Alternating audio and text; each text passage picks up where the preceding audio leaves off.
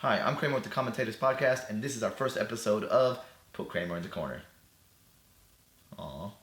Today's episode is Final Fantasy is basically D&D without the dice. Now, if you've played D&D and Final Fantasy before, you probably already know that that's kind of obvious. But this video is meant for people who might have played Final Fantasy but not D&D, or the other way around, and might be wanting to give it a try.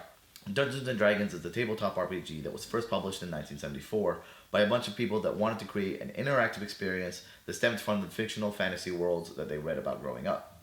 A game in D&D starts off with players creating their own characters using different races and classes. You can be a fighter, you can be a rogue, you can be a monk, you can be a cleric, you can be a wizard, etc. Once the different players have created their characters, they go on different adventures laid out by the Dungeon Master, or the DM.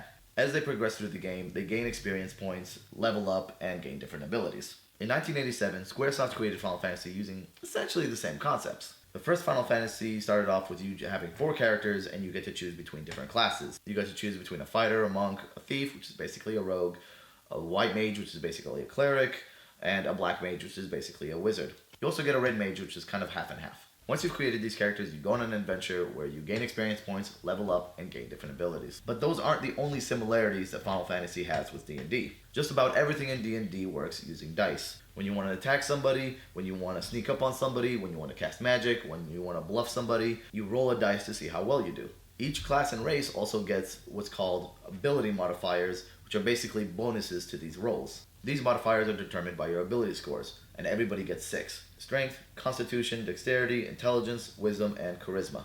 And then you use these different modifiers to determine what kind of bonuses you get for your actions.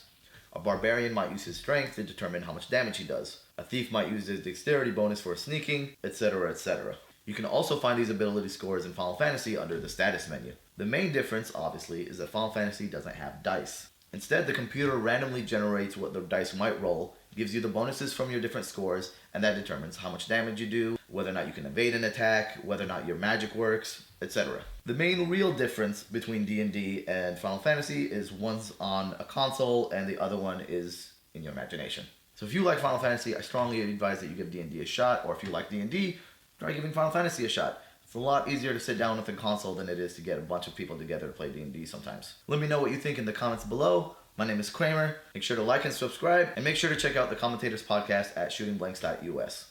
Bye-bye.